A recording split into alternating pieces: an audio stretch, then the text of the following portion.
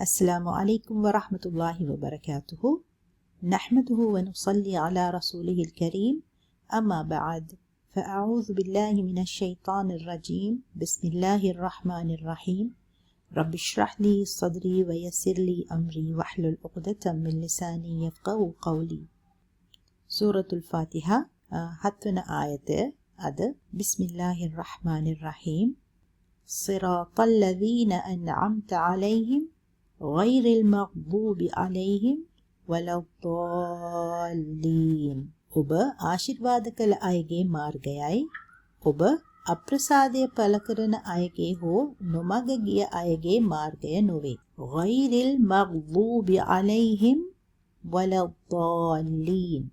ඔබගේ කෝපයට පත් වූවන්ගේ හෝ නොමග ගිය අයගේ මාර්ගය නොවේ. එනම් ඔබ ඔබගේ කරුණාව ලබා දුන් අයගේ මාර්ගය වන ඍජු මාර්ගය පෙන්වනු යන්නයි. එනම් මෙම ඍජු මාර්ගය පෙන්වනු ලබන්නේ අල්ලාහ්ට සහ ඔහුගේ දූතයින්ට කීකරු වී අවංක භාවයෙන් සිටින ජනතාවට පමණි. ඔවුන් අල්ලාහ්ගේ අනපනත් පිළිපදින සහ ඔහු තහනම් කළ දේ කිරීමෙන් වැළකී සිටින අයයි. අල්ලාහ් කෝප වූ දූෂිත අභිප්‍රායන් ඇති සත්‍යය දැන සිටියත් එයින් බැහැර වූ අයගේ මාර්ගයෙන් වැළකී සිටීමට අපට උදව් කරන්න.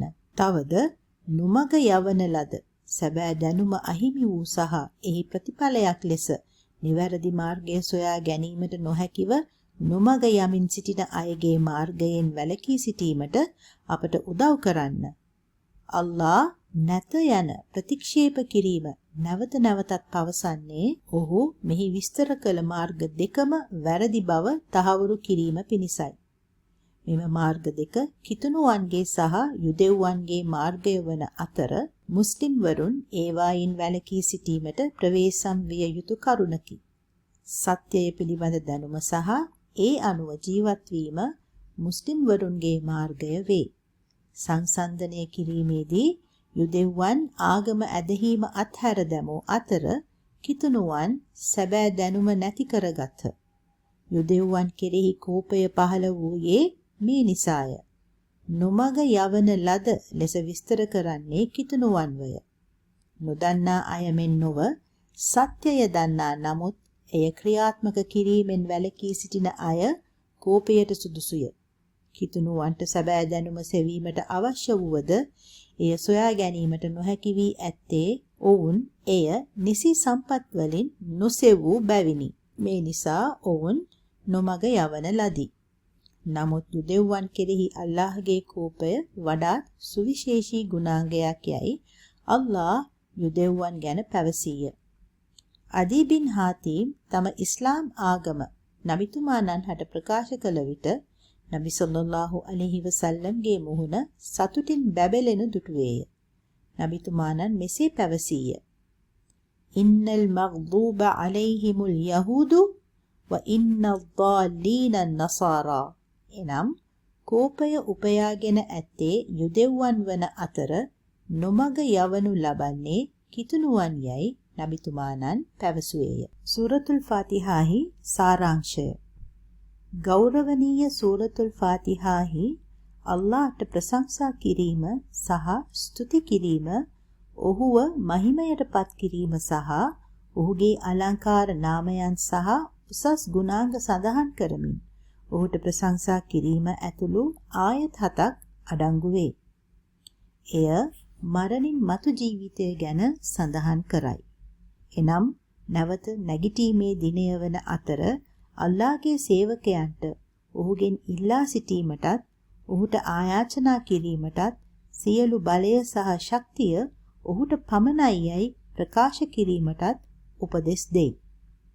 තවද එය අල්ලාහ්ට පමණක් නමස්කාර කිරීමේ අවංක භාවය, ඔහුගේ දේවත්වය තුල ඔහුව තනි කිරීම, ඔහුගේ පරිපූර්ණත්වය විශ්වාස කිරීම, කිසිදු හවුල්කරුවෙකුගේ අවශ්‍යතාවයෙන් නිදහස් වීම, ප්‍රතිවාදීන් හෝ සමානයන් නොමැති වීම ඉල්ලා සිටි. අල්-ෆාතිහා ඇදහිලිවන්තයන්ට උපදෙස් දෙන්නේ සැබෑ ආගම වන ඍජු මාර්ගයට මඟ පෙන්වන ලෙසත් මේ ජීවිතයේ එම මාර්ගයේ රැඳී සිටීමට උපකාර කරන ලෙසත් විනිශ්චය දිනයේදී පුල් සිරාතය එනම් සෑම කෙනෙකුම පසු කර යා යුතු නිරය හරහා පාලම තරණය කිරීමටත් අල්ලාහ්ට කන්නලව් කරන ලෙසයි. එදිනදී විශ්වාසවන්තයින්, නබිවරුන්, සත්‍යවාදීන්, ශහීද්වරුන් සහ දැහැමියන් සමග සැනසිලිදායක උයන් වෙත එනම් ස්වර්ගය වෙත යොමු කරනු ලැබේ. අල්-ෆාතිහා යහපත් ක්‍රියා කිරීමටද දිරිගන්වයි. එවිට ඇදහිලිවන්තයන් නැවත නැගිටීමේ දිනයේදී යහපත් ක්‍රියා කරන්නන් සමග සිටිනු ඇත. මලවුන් කෙරෙන් නැගිටවන දිනයේදී කෝපය උපයාගත් අය සහ නොමග ගිය අය ඇතුළුව පාපයේ නියැලෙන අය සමග එක්රැස් නොවන පරිදි වැරදි මාර්ග අනුගමනය කිරීමට එරෙහිව සූරතය අනතුරු අඟවයි. අල්-ෆාතිහා පාරායනය අවසන් කිරීමෙන් පසු ආමීන් පැවසීම නිර්දේශ කෙරේ. ආමීන් යනු යා අල්ලාහ් අපගේ යාඥාව බාර ගන්න යන තේරුම වේ. ආමීන් පැවසීම නිර්දේශ කර ඇති බවට සාක්ෂි ඉමාම් අහ්මද්, අබු දාවුද් සහ අත්-තිර්මිදි යන ඉමාම්වරුන් වාර්තා කර ඇති හදීසයන්හි අඩංගු වේ. මම අල්ලාහ්ගේ දූතයාණන් සල්ලල්ලාහු අලයිහි වසල්ලම් තුමාණන් ගෛරිල් මග්දූබි අලයිහිම් වලද්දාලීන් පාරායනය කිරීමෙන් පසු ආමීන් යයි එය තම හඬින් දිගු කරමින් කීවේ යනුවෙන් වයිල් බින් හුජර් පැවසීය. අල්-ෆාතිහාව පාරායනය කිරීමෙන් පසු ආමීන් කීම දැඩි ලෙස නිර්දේශ කර ඇත. සලාතයෙන් තොර පාරායනය කිරීමේදී, සලාතයේ පාරායනය කිරීමේදී, ජමාතයේ සලාතය ඉටු කිරීමේදී හා තනිව සලාතය ඉටු කිරීමේදී කියා සෑම අවස්ථාවකම ආමීන් කියා කීම අත්‍යවශ්‍ය වේ. සහීහ් මුස්ලිම්හි හදීසයක නබිතුමාණන් මෙසේ පවසා ඇත. ඔබගෙන් කෙනෙකු සලාතයේදී ආමීන් පවසන විට සහ ස්වර්ගයේ සිටින මලායිකාවරුන් එක හඬින් ආමීන් පවසන විට ඔහුගේ පෙර පාපයන්ට සමාව ලැබේ. හරි. දැන් අපි කුර්ආනය දැන ගැනීමේදී වැදගත් කරුණු ටික සටහන් කරගන්නේ කෙසේද කියා බලමු. කුර්ආනය කියවීමේ අරමුණ කුමක්ද? අල් කුර්ආනය පිළිබඳ දැනුම වැඩි කර අල්ලාහ්ගේ සියලු නියෝග අනුගමනය කිරීමට හා කුර්ආනය සහ නබිතුමාණන්ගේ වදන් අනුව ඉස්ලාමය පිළිපැදීමට අල්ලාහ්ගේ කරුණාව මෙලොව සහ පරලොවෙහි ලබා ගැනීම පිණිස හා මෙලොව සහ පරලොවේ සාර්ථක වීම පිණිසයි. කුර්ආනය මෙතරම් ආශිර්වාදලත් වන්නේ ඇයි?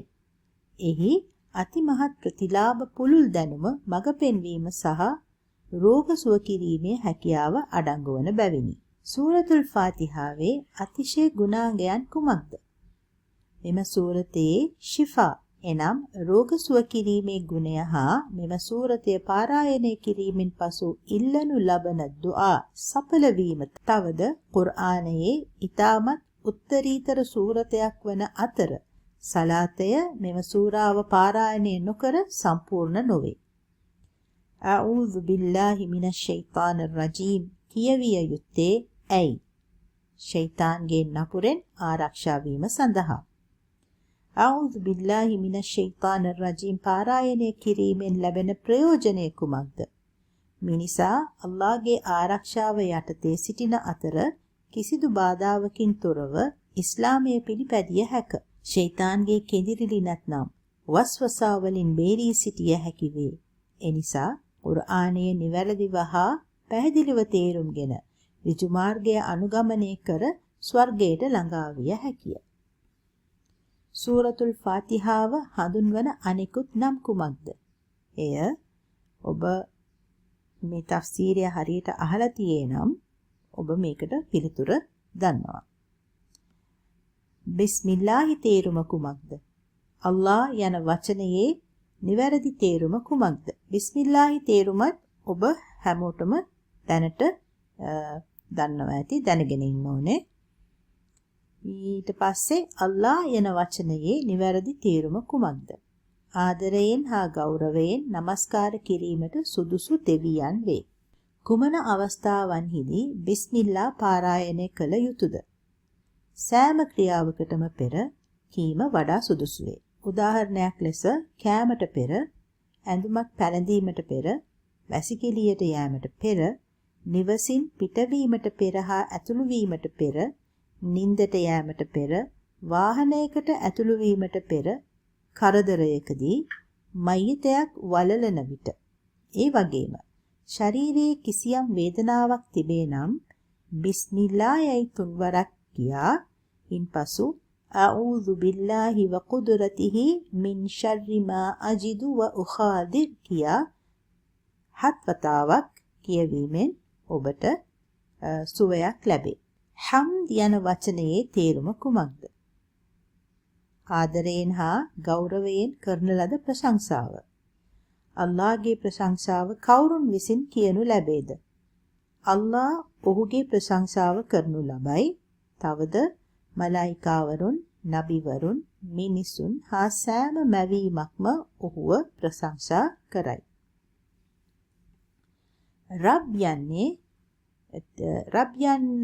රබ් යන වචනේ තේරුම කුමක්ද? රබ් යනු සියල්ල නිර්මාණය කර එහි අවශ්‍යතා සපුරන්නා සහ පුහුණුකරු. පුහුණු කිරීම කොටස් දෙකකට බෙදිය හැක. එකක් සාමාන්‍ය පුහුණුව. එනම් දෙමව්පියන් ලෙස දෙනු ලබන පුහුණුව. තමන්ගේ දූ දරුවන් ලොකු මහත් කිරීම, අධ්‍යාපනය ලබා දීම වැනි දේ. අනික විශේෂ පුහුණුව. එනම් මූලික පුහුණුවන් සමග ඉස්ලාමීය මඟ පෙන්වීම ලබා දීම. ආලමීන් යන වචනයේ ඒක වචනය වන්නේ ආලම් යන වචනයයි. මෙම වචනයට බහුවචන දෙකක් තිබේ. එකක් අවාලිම්, අනෙක ආලමීන්. ආලමීනයේ මලායිකාවරු, ජින්වරු සහ මිනිසුන් අඩංගු වේ. අවාලිමයේ අල්ලාහ්ගේ සියලු මැවීම් අඩංගු වේ. අල්ලාහ්ව ප්‍රශංසා කිරීමෙන් ලැබෙන ප්‍රයෝජනය කුමක්ද? අල්ලාහ් එය බොහෝ ප්‍රිය කරයි. දුආ කිරීමට පෙර ඔහුව ප්‍රශංසා කිරීම අවශ්‍යයි. මෙසේ කිරීමෙන් දුආ සඵල වේ. අල්ලාහ්ව ප්‍රශංසා කිරීමෙන් පසු නබි සල්ලල්ලාහු අලයිහි වසල්ලම්ට සලවාත් කීමෙන් පසු දුආ ඉල්ලීම සිදු කළ යුතුය. මෙය සුන්නතය අනුව දුආ ඉල්ලීමේ නිවැරදි ක්‍රමය වේ. وآخر دعوانا أن الحمد لله رب العالمين سبحانك اللهم وبحمدك أشهد أن لا إله إلا أنت أستغفرك وأتوب إليك السلام عليكم ورحمة الله وبركاته